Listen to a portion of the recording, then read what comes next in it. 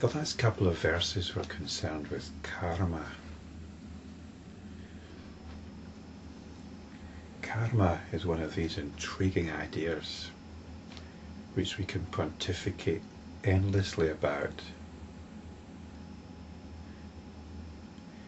But if you listen to the last video and had a look at the previous verses, you might appreciate we're in new territory here. Because what we're concerned with here is the truth, the reality of our immediate situation. So we're not playing around with ideas. We are following a path to the truth, to the reality of our immediate situation.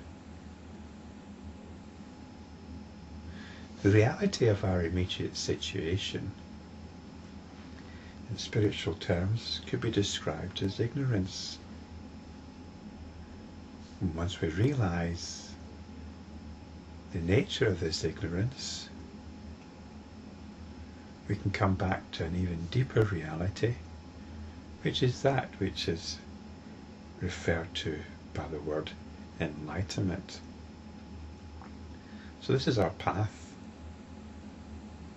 This is our purpose in looking at what is meant by karma.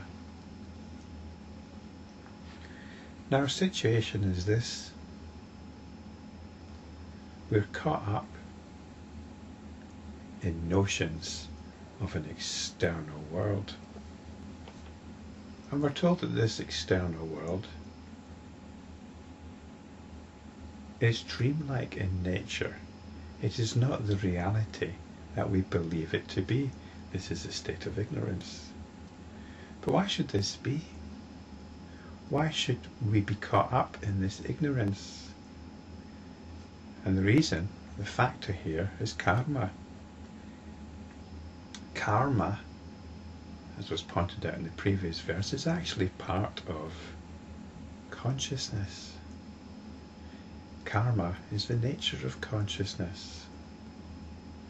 It's the nature of consciousness to project itself into an external space, an external world of space and matter.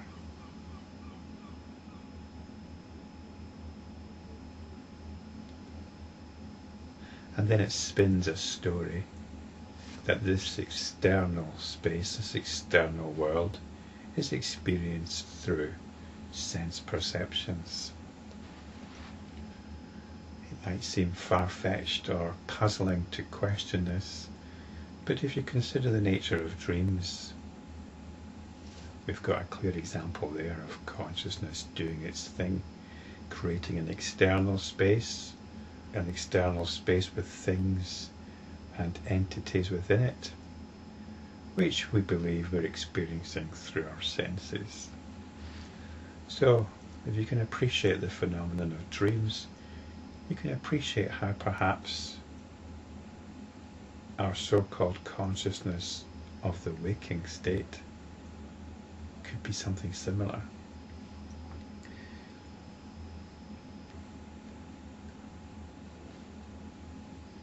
And in fact, it's the message of these teachings that it's no different at all. This waking state is very much of the nature of dream. And this is what we have to awaken from.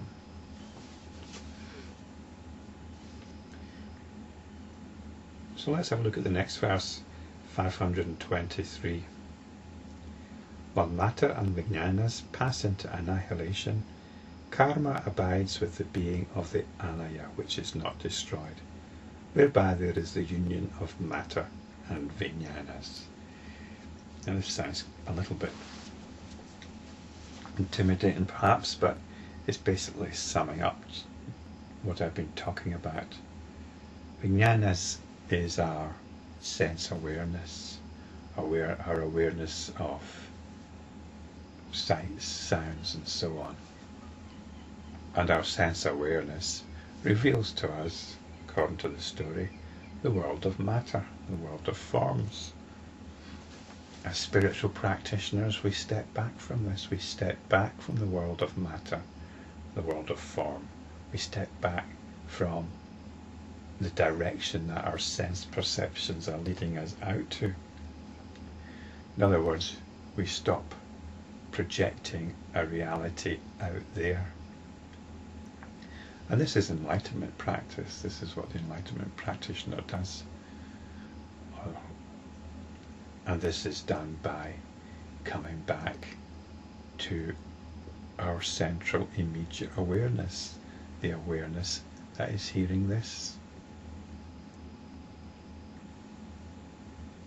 So while matter and Vijnanas pass into annihilation, this is when they no longer have that projecting power outwards. This is when we're practicing, or when we're realizing, because practicing is the same as realization, we are realizing the infinite capacity of this awareness that is here, this infinite spaciousness. So once we've realized this, we're told that karma abides with the being of the Alaya. So this Alaya, the being of the Alaya. Alaya is consciousness. It's the consciousness which holds everything. It is infinite potential, infinite creativity. And within that creativity is karma. And this is the tendency of consciousness to project outwards.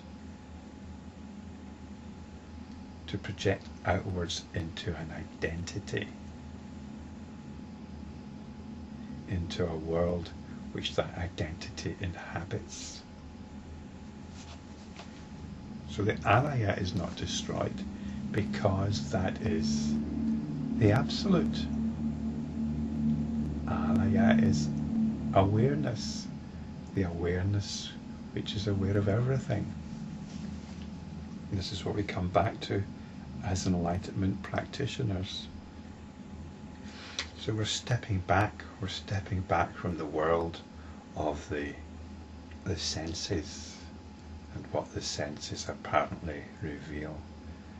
And this is described here as the union of matter and Vijnanas, the union of the world and the senses. This union is saying that they are part of the same idea. They're part of the same story.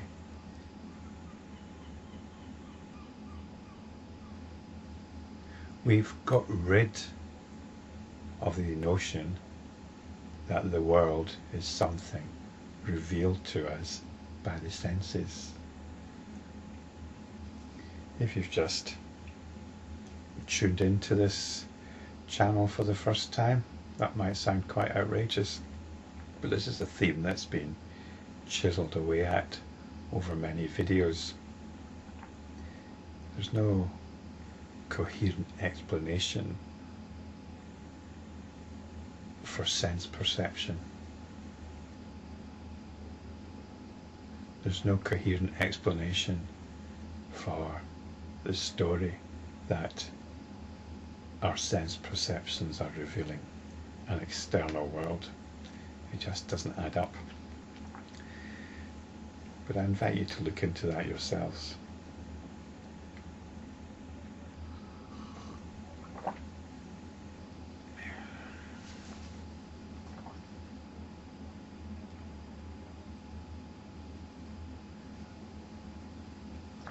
So really what this verse is about is successful enlightenment practice. We're no longer caught up in what the senses apparently reveal. We're no longer caught up in the story of a world being revealed to us by the senses. We're abiding in realization of the Alaya. This is the being of the Alaya. The important point here is, though, karma is still there.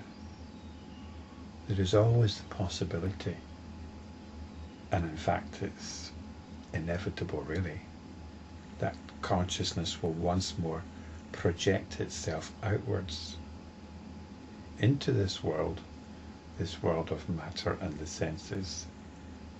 It will project itself outwards into this dream world as a personal identity once again. This is karma.